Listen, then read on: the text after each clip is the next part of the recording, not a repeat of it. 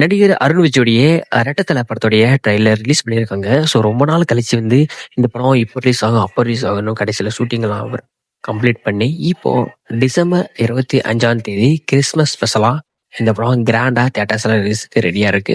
So அந்த தேதியில தமிழ் படங்கள் அதிக எக்ஸ்பெக்டேஷன்ல வர படங்கள் அந்த அளவுக்கு எதுவுமே இல்லை.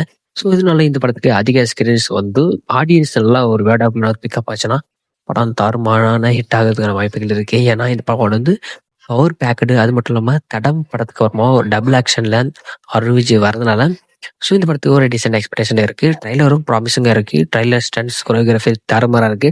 ஸோ இந்த படத்தை டைரக்ஷன் பண்ணியிருக்காரு திருக்குமரன். ஸோ இந்த படத்துக்கு சாம்சிஎஸ் மியூசிக் போட்டிருக்காரு.